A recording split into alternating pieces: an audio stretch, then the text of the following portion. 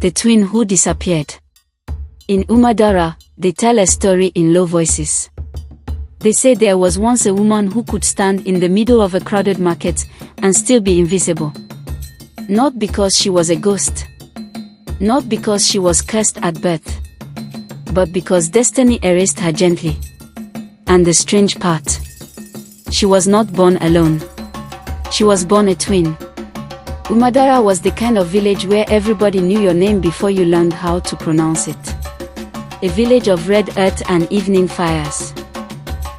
Of smiling greetings that hid sharp opinions behind careful teeth.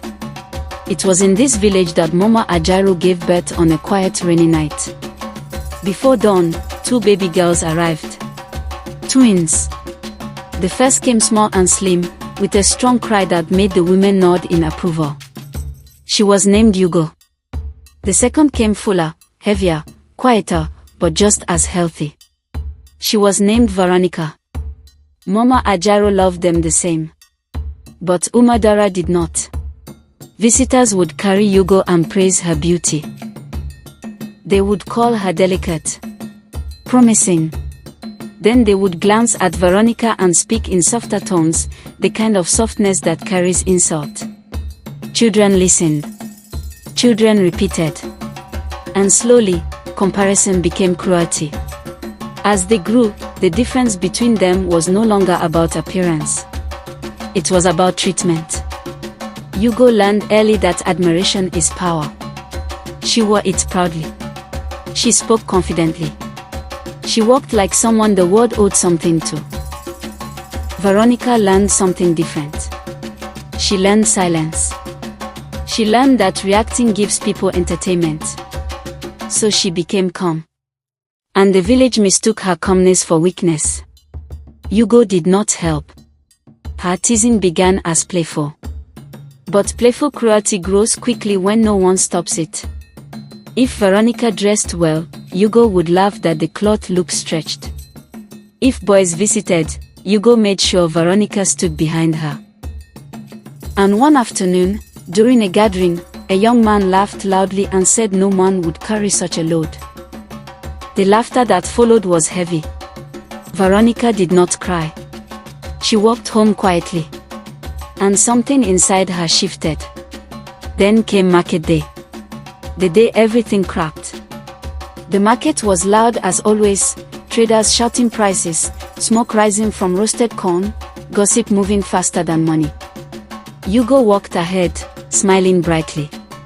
Veronica carried the heavier load behind her. Then the air changed. People straightened. Voices lowered. Prince Oni had entered the market. He was not loud. He did not demand attention. But space opened for him anyway. Yugo noticed immediately. She adjusted her hair. Softened her smile. Prepared for admiration. But Prince Oni did not stop in front of her. He walked past her. And stopped in front of Veronica. He greeted her. Asked her name. Spoke to her as if she mattered. The market fell silent. Because in Umadara, beauty usually received the first greeting. That day, it did not. And nothing wounds pride like being ignored in front of those who praise you. 3 days later, Prince Oni returned. This time with elders. He came to Mama Ajaro's compound and spoke plainly. He wished to begin the steps toward marrying Veronica. Yugo laughed sharply and suggested he had mistaken the sisters. Prince Oni answered calmly. I have not mistaken anything. An elder present added something that lingered in the air like smoke. When one twin rises suddenly, the other must guard her heart. Jealousy between twins is the quickest road to disaster. Yugo heard. But jealousy does not listen to warnings. It listens to wounded pride. That night, Yugo lay awake. And somewhere between anger and humiliation, her jealousy became a decision.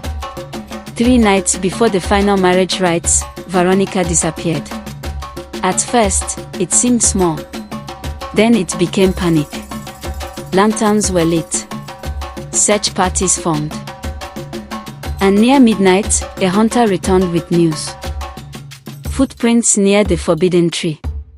The old tree elders warned children never to approach. The same tree where, years ago, young Veronica once got lost in the rain and had a voice guide her home. They found her there. Alive. Unconscious. And beside her, drawn into the red earth, were two identical twin symbols. One complete. The other smeared violently.